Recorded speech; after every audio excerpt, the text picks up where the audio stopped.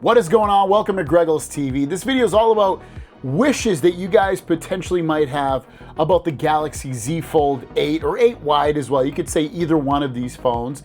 And what would you want to be potentially different about the device versus what we may already know, or hopefully the things that we do know, maybe they're just improved in general. So I wanted to get to that list. I saw this link on Reddit and I'm like, you know what? It's a good idea for a video because I know I have my opinions, but you guys always have your own opinions and people in the world have their own opinions. I think a lot of these will ring true for a lot of people. The first one is bring S support back. S Pen support, you guys want it back to be able to just grab your phone, pull the case, the pen out of the case and just start writing like you had no tomorrow and you just wanted to write your next novel or your next grocery list. Regardless, you want that ability to use a pen on there. Obviously, pen has more multifunction than just writing on the display, but that is obviously probably the most popular thing to do with it. But in the past, we've been able to control the phone, take photos. You guys love the pen. I'm not a huge fan of it.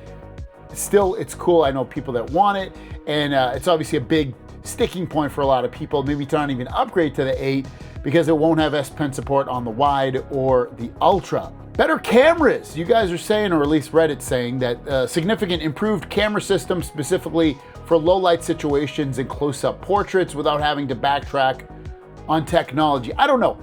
I mean, sure, can cameras on Samsung be improved? Definitely. They can be improved on anybody, but could they definitely be improved? Definitely, without a doubt.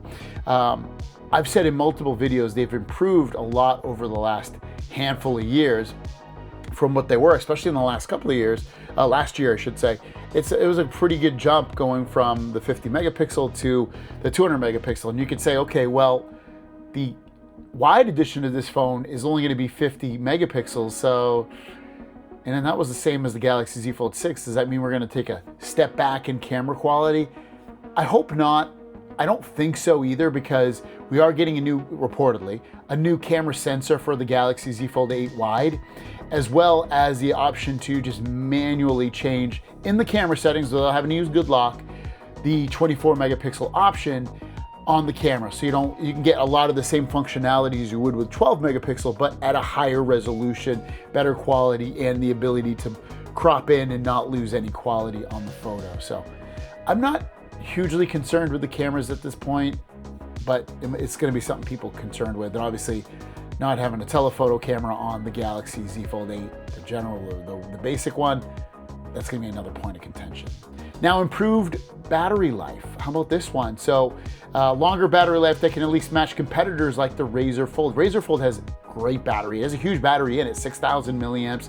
A lot of Chinese manufacturers like OnePlus and Huawei and Oppo, they have monstrous batteries in their phone. I'll even get like, I just did a video on, I don't have it near me, $100 phone, $150 phone, and it has a 6,000 milliamp battery. That thing will last you forever, really, really long time, and it's worth it in terms of being able to use that phone all day and not have to worry about charging. Now, we are getting bigger batteries in the Z Fold 8 and 8 Ultra, but it still doesn't match the 6,000 milliamps. It's insane the battery life you'll get. I got really good battery life on my Trifold, which was 5,400 milliamps or 56, I forget which one.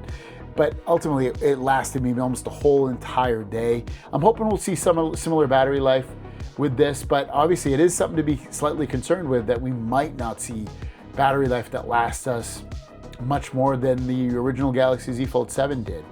Under display camera, users want an uninterrupted inner screen for media consumption without a visible camera punch hole. And I'll admit it doesn't look as good, but I never think about it, the camera hole up there. I never, ever think about it.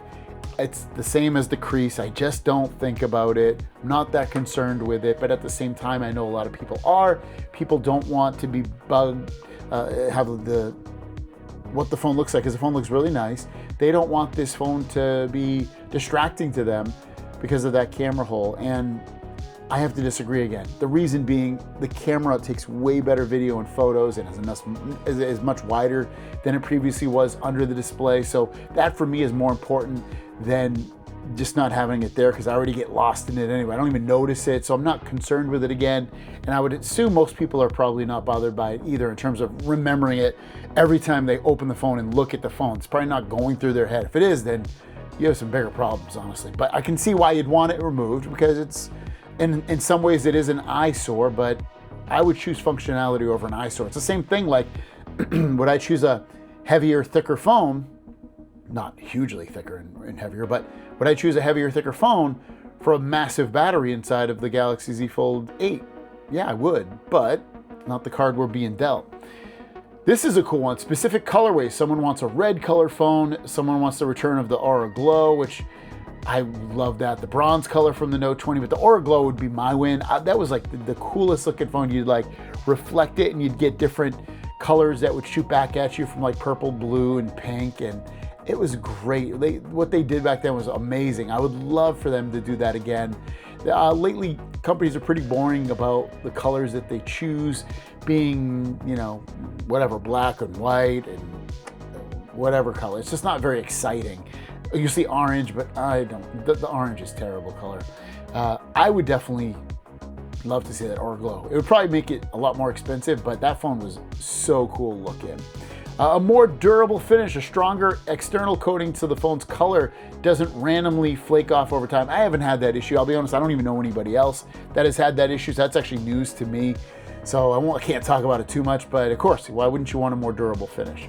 A budget option, an affordable entry-level folding phone. Someone suggested a flip wide FE. So basically an FE edition of the Fold. I think it would be cool to have that, to get something in the maybe $1,000 range or just slightly above it, like $1,200, $1,300 range. It might sell well, it might not. It depends on what they put in it, where they're cutting corners. Does it feel cheaper? You know, if they made it a plastic phone, honestly, I'd be completely fine with that. If they kept the charging at 25 watts, I'd be cool with that. If they kept the camera at 50 megapixels, as long as it's good, yep, I would still be fine with that. The big things for me is the performance is going to perform really well. Definitely at least 12 gigs of RAM. Definitely a good quality display with good brightness, solid cameras. I'd be fine with it if I was a consumer at that point, but if you have to really cut corners and put a slower processor in that is years old, or put in a camera system that's not as good or a charging system that's not as good, that's where I'd want to cut the line. But what do you guys think?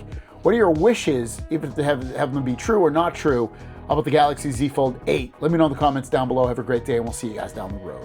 Peace!